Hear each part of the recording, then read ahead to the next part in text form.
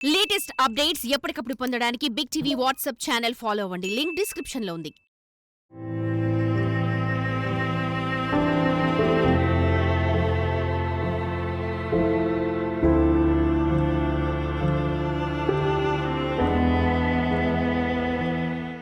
నవమాసాలు మోసి కనీ పెంచిన అమ్మను కుమారుడు భారంగా భావించాడు. వృద్ధాప్యంలో చెవిటితనంతో బాధపడుతున్న తల్లిని ఊరికాని ఊరిలో వదిలేసి వెళ్ళిపోయాడు. బిడ్డ వస్తాడని, తన ఆకలి తీర్చుతాడని ఆ తల్లి రోడ్డుపైనే పడుగాపులుగాస్తుంది. ఆ కొడుకు రాలేదు, ఆ తల్లి ఆకలి తీరలేదు. ఈ హృదయ విషాదకర ఘటన ఎక్కడ జరిగిందో ఇప్పుడు చూద్దాం.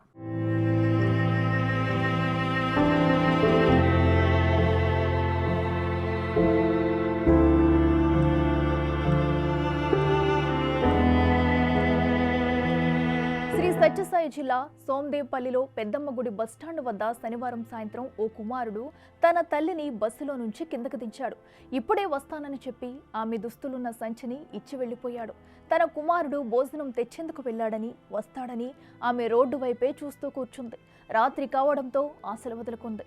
వృద్ధురాలి దుస్థితిని గుర్తించిన స్థానిక యువకులు భోజనం, త్రాగునీరు అందించారు. ఆమె దీన స్థితిని సామాజిక మాధ్యమాల్లో పోస్ట్ చేశారు. ఎస్ఐ రమేష్ బాబు, పోలీస్ సిబ్బంది ఆదివారం వృద్ధురాలి వివరాలు తెలుసుకున్నారు. తీవ్ర వినికిడి లోపంతో బాధపడుతున్న ఆమె తమది అనంతపురం జిల్లా కళ్యాణదుర్గం అని చెప్పింది. కుమారుడి వివరాలు చెప్పలేకపోతుంది. దీంతో ఎస్ఐ రమేష్ బాబు చలించిపోయారు. కొంత డబ్బు, భోజనం అందించారు. ఇది తెలిసి అక్కడికి చేరుకున్న ఆమడుగురు వృద్ధాశ్రమ నిర్వాహకులు అరుణజ్యోతితో ఎస్ఐ మాట్లాడి వృద్ధాశ్రమానికి తరలించారు. అక్కడే ఆ తల్లికి ఆశ్రయం కల్పించారు.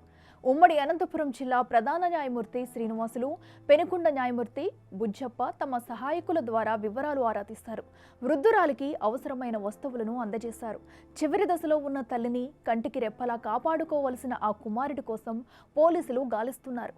కన్న తల్లిని నడి రోడ్డుపై వదిలివేసి వెళ్లిన ఆ కొడుకుపై కఠిన చర్యలు తీసుకోవాలని స్థానికులు డిమాండ్ చేస్తున్నారు.